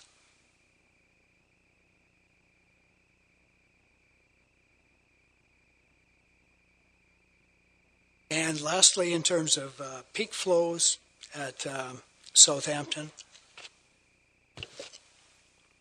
again, peak flows are a design consideration, really principally at the headworks of the plant, the very front end of the plant, and also the discharge of the UV system. And at Southampton, we established that the peak flows are already exceeding the theoretical capacity of the disinfection system, although this has not shown up in any way in terms of performance. So again, this is something that we've recommended monitoring of, and expect that in the near future you would be looking at wanting to re-rate or replace or expand. Clarifier capacity, again, in terms of peak flow, is something that is on the horizon as a potential problem, but again, not for something in the order of 10 years or so. And at both, I don't have a slide for it, but at both treatment facilities, we identified that the biosolids or sludge management systems are, again, also approaching their theoretical capacity. we have established, our experience is that, again, those facilities are very robust. They can typically handle much more service than than the theory would say, the guidelines would say. And again, we've recommended sort of regular monitoring, but at this point in time, they seem to be working quite well. Just to finish off my presentation, this master plan was done using a process established in the class environmental assessment. In order to complete it, you would want to circulate a draft to key stakeholders that might be interested in this. You'd want to publish it on your website, which I believe has already been done. And at some point in the foreseeable future, we'd publish a notice of completion, and that's would really end this sort of master plan process. Thank you. I'll try to answer any questions that Council might have. Thank you, Steve. Questions? I'll start with Councillor Grace. Through you, Mr. Mayor. I have a couple of questions from the report, and you mentioned this tonight about the cost of the membranes that would need to be replaced in stages. Did I read the report correctly, saying that the total cost at 2014 prices would be $90,000? I'll just check that number. It's to make sure. ES 2.2A. ES. ES 2.2A. Okay. The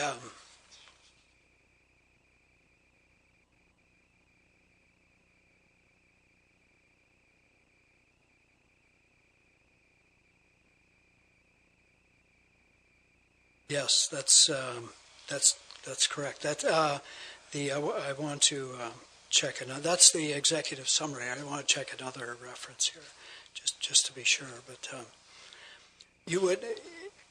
What I mentioned in the report is that you would. That's what it would take to replace the membrane or to add membranes to get you to 2034. In all likelihood, you would add them in increments, and so you would be looking at a few tens of thousands of dollars at a time. I'm not sure that you'd spend $90,000 initially, but that's. So how frequently would those additions be? Within the you would add them in increments. I would think 5-year increments. So you might be looking at a quarter of that expense at a time.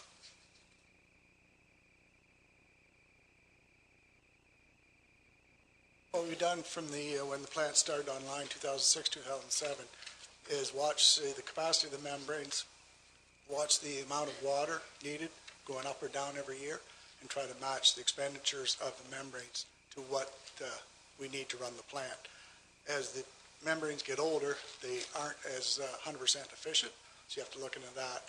But since 2007, we started with 504, and we're around 600 right now. Okay, thank you. My other question is, I guess it's from the executive summary again, and it's ES3 C, bullet point 2, and it's talking about repair materials should be on hand if a breakdown occurs. So my question is, do we have repair materials on hand? Assuming we do. Yes. Okay, good. That's it. Thank you very much. Thank you, Mr.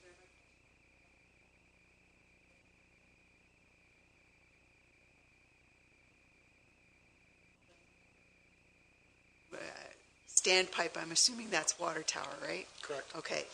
We've had a number of discussions over the last couple of years about the role that the water towers play in the community, and I remember we have discussed about the need to, at the very least, recoat the towers.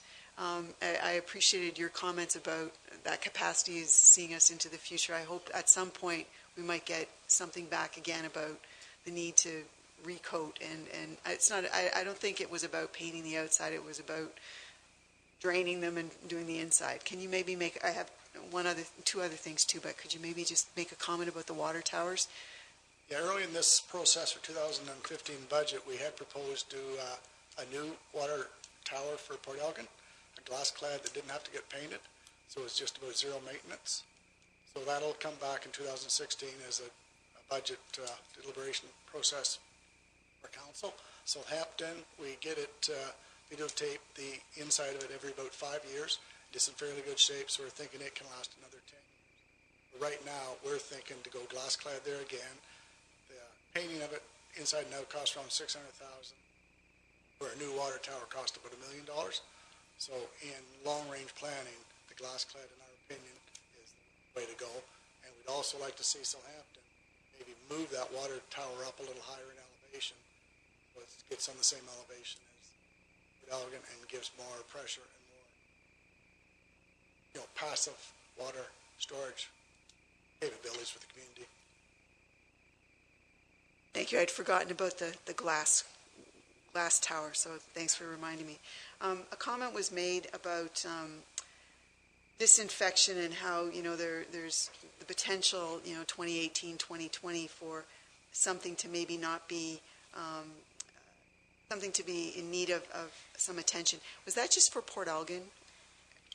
No, it was actually for both. Okay. And in fact, at the Southampton wastewater treatment plant, peak flows, which again occur very infrequently, exceed the theoretical capacity already at Southampton.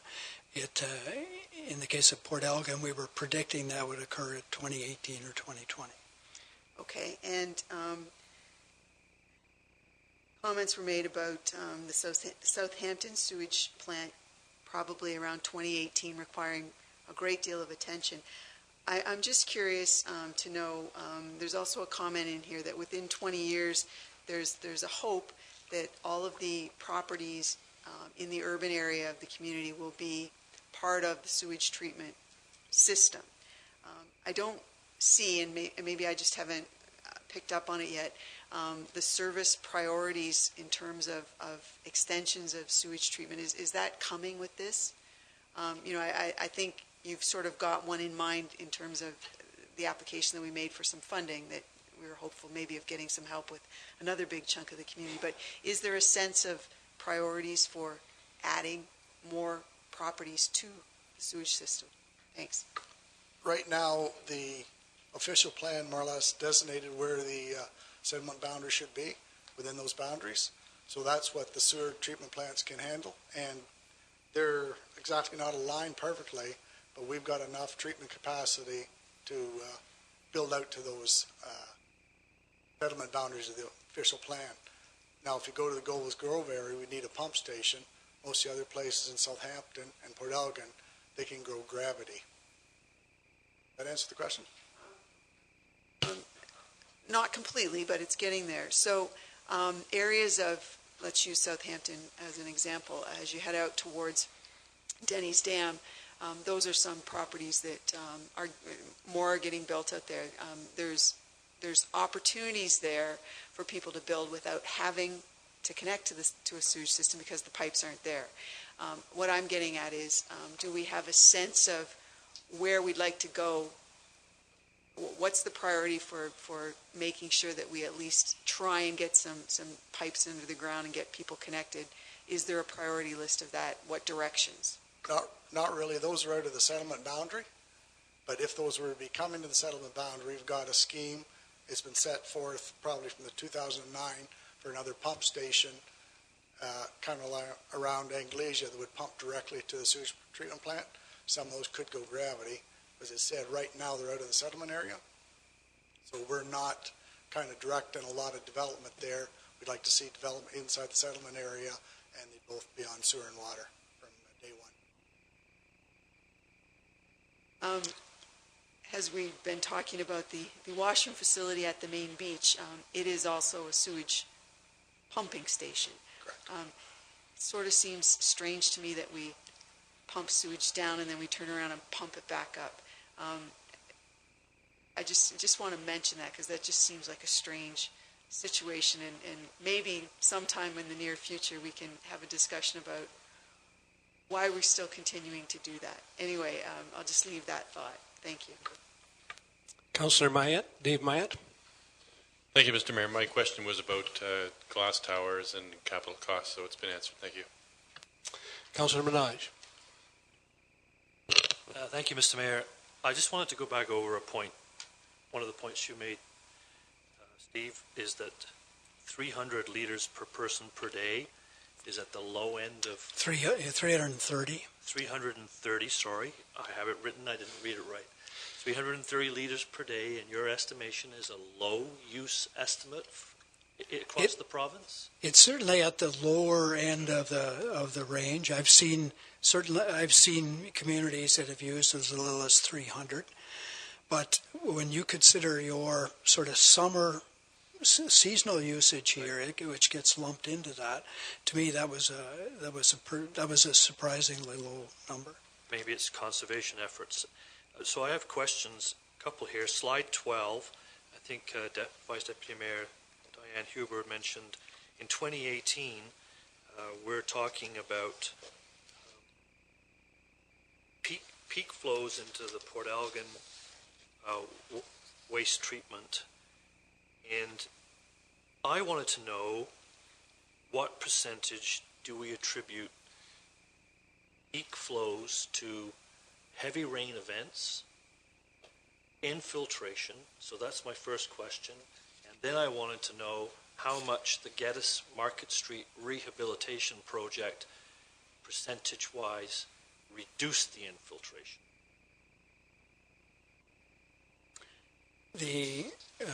Within the text of the report, we broke down sewage flows and estimates of infiltration inflow, like extraneous flows, and I'll just look at those numbers here.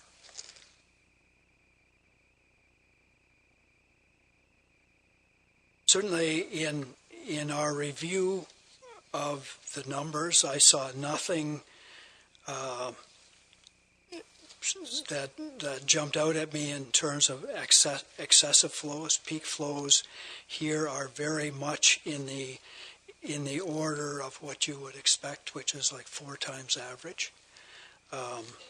Now, in terms of the specific project you're mentioning, I can't answer that question. No, thank you, Mr. Mayor. That's fair, and I guess I redirect in that when we talk about rehabilitating different streets, especially in Port Elgin, where the springs jump out of the sides of the escarpment, I guess, if you want the original escarpment, that Market Street, Geddes Street project, I think you told me that there was a significant amount of infiltration, and that's affecting those peak flows. So as we prioritize these roads for rehabilitation, is it not, I hope that the infiltration number is a factor, and we keep looking to do it that way. Thank you.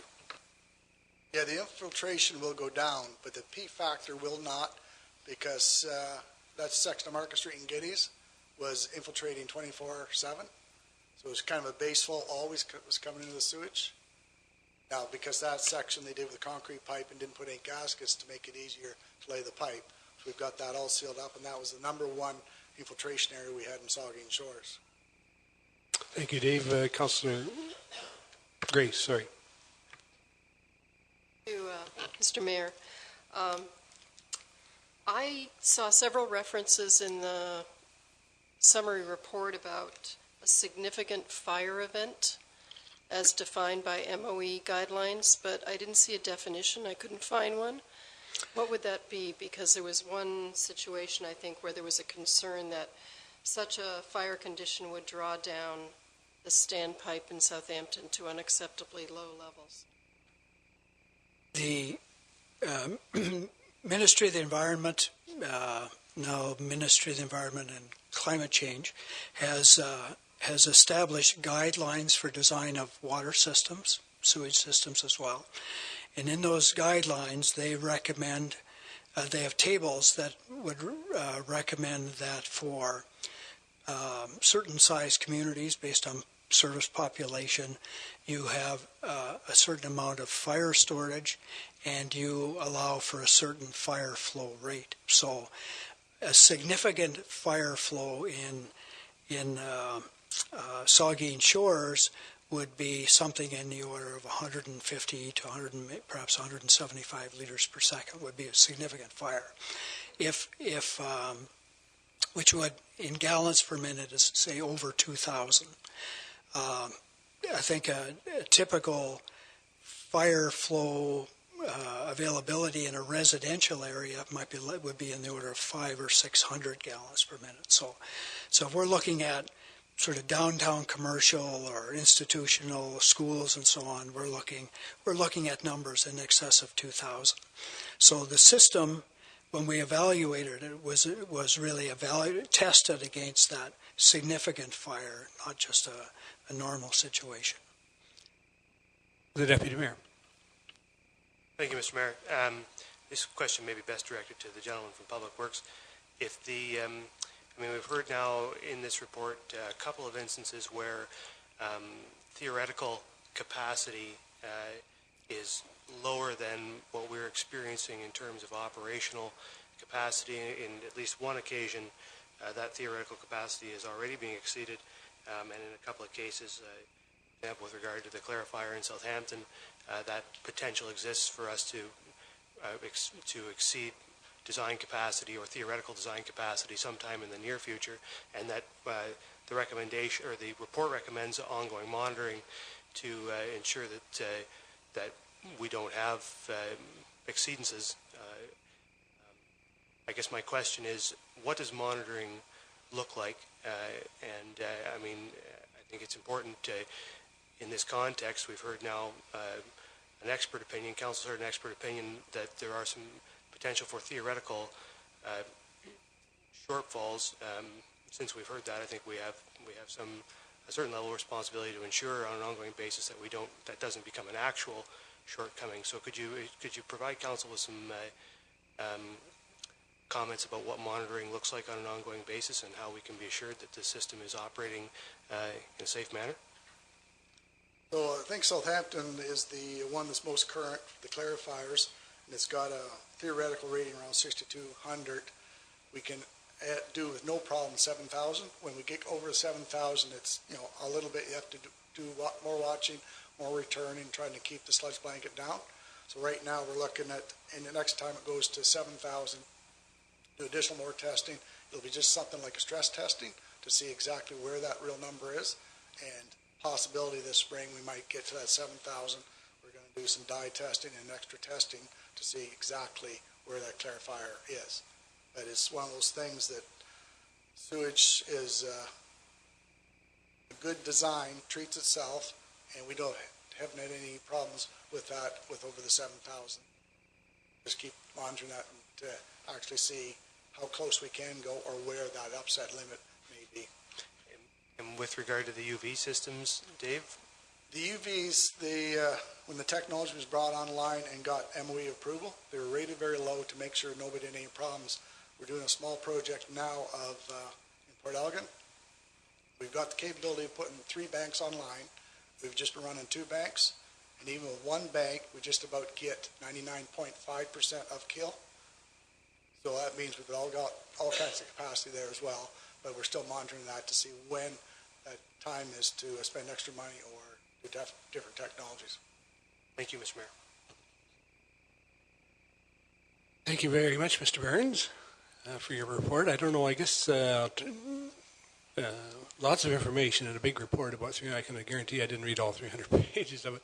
But I guess maybe Stuart or David can tell us what the next steps are in this to get the plan approved.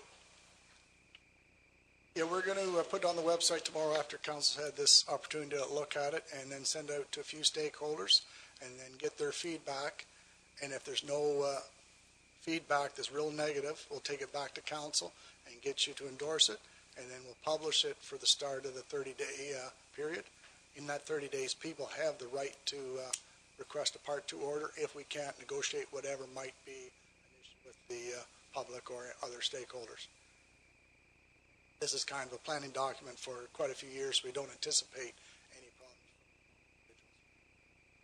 Thank you very much, everyone. Very detailed report, and thank you.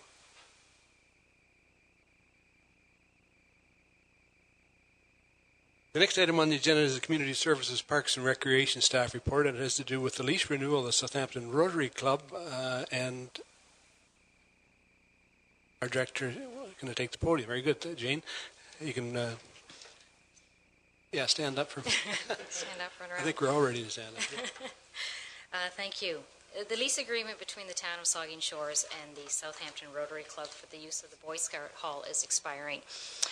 The Southampton Rotary Club has made use of this parcel of land for the past 30 years. The club erected a building dating back in the 1980s, and today it is known as the Boy Scout Rotary Hall. The primary uses of this building are for the Rotary Club meetings and events, in addition to the meetings and functions for community groups, and sometimes they include outdoors clubs and the Hospital Foundation plant sales. Staff has met with members of the Rotary Club, and they have expressed an interest in obtaining a liquor license for Rotary Club functions only. Staff supports this request on the condition that the license is not transferred or provided to other groups utilizing the facility. Although the club is not identified in the municipal alcohol policy, it has been discussed with the club that they shall abide by the municipal alcohol policy if considering applying for a license. Southampton Rotary is responsible for all costs, including utilities, capital repairs, and land maintenance. Municipal staff currently clear the parking facility, and the Rotary Club is responsible for clearing from the parking facility to the entrances, and there's no financial impact. Thank you, Jane. And the recommendation is that Council considers the bylaw to authorize the renewal of a 10-year lease agreement between the town of Saugeen Shores and the Southampton Rotary Club for the usage of the Boy Scout Hall. Questions or comments to the report? Councillor Mayette. Thank you, Mr. Mayor. Jane, maybe you can clarify, has the Boy Scouts troop in Southampton, Port Elgin not folded? I knew someone asked me a question about that. I'll say the evolution of Boy Scouts in Southampton has changed within 30 years. And at one point there was a group from Southampton that was Boy Scouts. And then there was an amalgamation, I'll say, of the Boy Scouts in Saugeen Shores that was operating out of this club. My understanding is that there still is a Boy Scouts club.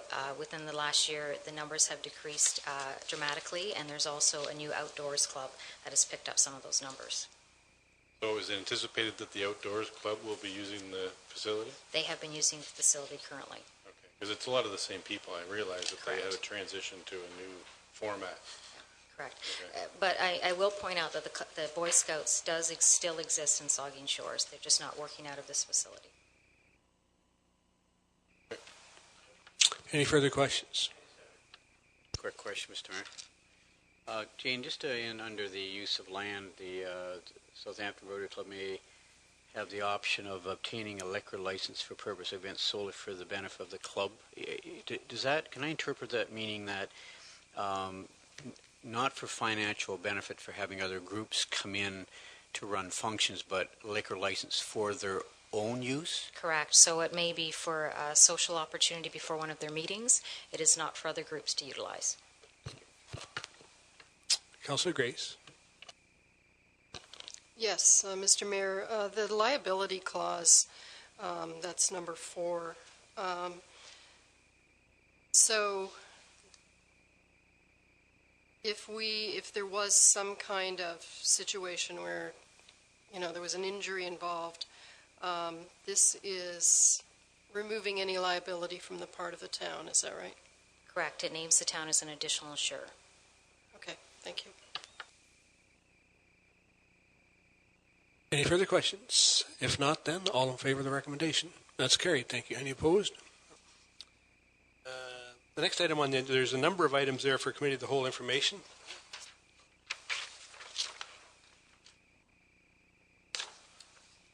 And we'll move now, I guess there's one other item, sorry. I missed one, yeah. Nope.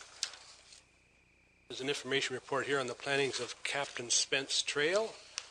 If there's any questions to it, do you want to speak? You don't. If there's questions, we'll ask Jane to answer them. Go ahead, Councillor Grace. I did have a question about the Southampton Care Centre letter that was in the communications. Okay, go ahead. I wondered if somebody had responded from the town to the Southampton Care Centre. Not as yet, that I know of. Could I But request, it has to do with the smart. It has to do with the smart land. Could I request that we send a letter explaining why the fees increased? Yeah, I think the smart meets next Friday. The board makes next Friday. It would probably be best coming from the board itself. They were the one that made the decision. Thank you. Okay. Yep. In terms of the Enabling Accessibility Fund, that fund is extremely difficult to get a grant approved. I know we've tried several times over the years. We were unsuccessful. I just want to congratulate staff, whoever wrote it. And I'm not sure whether it's the Director of Public Works or Director of Community Services who did it, but I just want to pass on a compliment to staff for being successful with that grant, because it's a very difficult grant to get approved. So thanks to staff for that. Yeah, we had the member here actually with the announcement, and I think he said that there was, correct me, about $300,000 spent in the whole riding, and we on that grant. So it gives you an idea how hard it was, and we were very fortunate to get and we thank him for his support, for sure. So, go ahead, Councillor Mayette. Thank you, Mr. Mayor. Just with regards to the butterflies, I'm a big butterfly guy. I love the butterflies.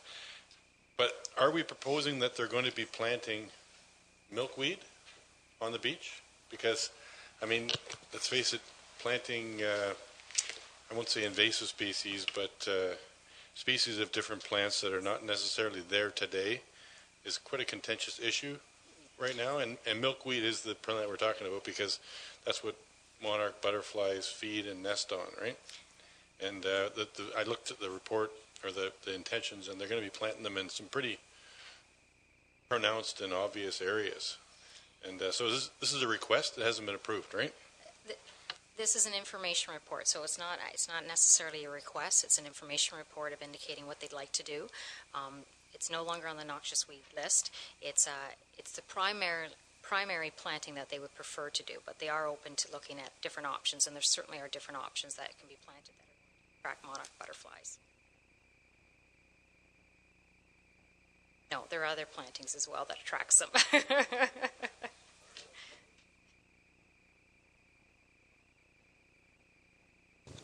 Any further questions? Then if we'll start that's the end of our agenda. We'll start go to council with Councillor Mike Myatt. Nothing to report, thank you. My goodness. Councillor Malazny. I have nothing to report tonight as well. Thank you. Councillor Rich. I have nothing to report tonight as well. Deputy Mayor Charbonneau. Well, I'll take all their time, Mr. Mayor. I just wanted to, I had two things to comment on quickly. First, we had a meeting of the Sauget Valley Conservation Authority Board of Directors on the 16th of January, where I was elected the chairman of the authority.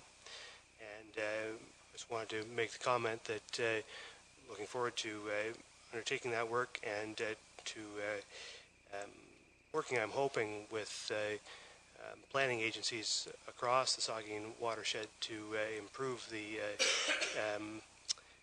not just the provision of planning and regulation services from the Saugeen Valley Conservation Authority, but planning and regulation services in general. I think we can do a better job of having all of our agencies work together to provide that service more efficiently to the ratepayers in the across the watershed, and I'm hoping that to get that process underway, and we have gotten it underway already, and looking forward to that work. And the other thing I just wanted to mention was this morning I participated in Career Day at GC Houston Public School, and told them all about my exciting career as a farmer, and I think I've convinced a number of them that agriculture is a career choice of some desirability, but we'll check in 20 years and see how I made out. Thank you, Mr. Mayor. We'll go over here, Councillor Dave Mayette.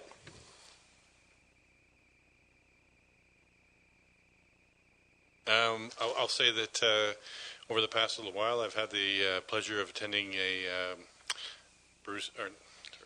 Port Elgin BIA Business After Hours meeting where we got to network with a number of the business people in town. That was very interesting. I saw the mayor there. And we had a meeting this morning, which I'll let Vice Deputy Huber extol upon. And I told you all last time that we were going to have a hockey game at Owen Sound with the Habs and the Rehabs, and I'll report that it was very well attended, and a good time was had by all, and there was only one fight broke out on the ice, and the 7-year-old won. Councillor Grace. Nothing to report. Councillor Minaj. Thank you, Mr. Mayor. I did attend a couple of interesting meetings last week, and I'll just highlight one. I know that Jane's staff put on a great show for the other one. The other one I went to was the Port Elgin BIA meeting with Linda. Linda kept everybody on track. The meeting went well. Some great ideas were exchanged, and at both meetings I've been pushing consideration for the sesquicentennial 2017 of Confederation of Canada events, in the hope that we can certainly do our share and our bit in Saugeen Shores. Thank you. Vice Deputy Mayor Huber. Thank you. Councillor Mayette and I were wondering which direction you'd go first for who got to speak, so thanks for giving it to me. And thank goodness there were only 3 councillors at my thing at GC Houston, because if there'd been 5 of us there this morning, that might have been considered a meeting. I invited Councillor Mayette and the mayor to come with me to GC Houston to attend the Breakfast Club. So we were there serving, and it was a very interesting experience. Councillor Mayette, even when he's sitting down, is far too tall for some of the kids at an elementary school. It was a very interesting morning, and always a good thing to do. I'm going to try and set up the same sort of thing at the other 3 schools, so the rest of you will get an invitation over the next couple of weeks to come out and help serve. And I guess one of the most interesting things that you see when you watch kids they're incredibly creative and resourceful. It was quite amusing and entertaining for us to watch. Probably the 2 smallest kids who came in, they take a look, because they're pre-poured bowls of cereal. They took a look, and you could just see their little faces because they were together in the line. They just dumped 2 bowls together, and so they got more cereal. It was quite fun to watch. I was at the Events 101 evening that Councillor Minaj mentioned too. It was a great coming together of a lot of people who are involved in event planning. Just as a follow-through, we had a Marine Heritage Festival meeting in Southampton the next evening, and quite a few of the people around the table had been upstairs here at the Plex the night before. One of the interesting things that was really quite noticeable was we had some downtown representatives at the meeting who really were, for the first time, getting themselves directly involved in the events and the planning, so that there's greater potential for some cross-pollination of ideas, but also some shared resources and people downtown as well as down at Pioneer Park. I also want to mention that I didn't get a chance to go, but I think some other people did. Boston Pizza had their grand opening last Wednesday night, and I do want to say that as a member of the Heritage Committee, I think it behooves us to recognize that Boston Pizza is a new idea in Southampton, but they took advantage of, in Port Elgin, but they took advantage of an old building, and that's a very nice thing for heritage things. Sometimes new ideas need old buildings. Sometimes old buildings need new ideas. So we've got some new businesses opening up, but we've got some empty spaces too that, whatever we can do to inspire new things in existing space and old things in new spaces sometimes is the norm too. But I sent a note to Jim Treliving just telling him how great it was that he used an old building. If I hear back from him, I'll bring it back here. But thank you to the mayor and Councillor Mayette for coming with me to GC Houston. The rest of you will get asked over the next couple of weeks. Thank you. I just have one thing. It was on this, and I think it's pretty significant. On January 17th, I had the opportunity to go to the Southampton Fire Hall, and there was a long-time fireman, a man that had served 46 years with our fire department. It was his birthday, and it was also the day that he said, and this week he thought he might hand his pager in. He wasn't really sure, but he thought it was time. But it was Lorne Curry, and Lorne has served this community on the volunteer fire department for over and been an excellent member of the fire department, and we wish him happy birthday, and I know that he is not going away. He's going to still be around the fire hall helping Philip. So I'll take a motion to adjourn then. Don and Luke, all in favor? We'll reconvene in 10 minutes, so about 1:45.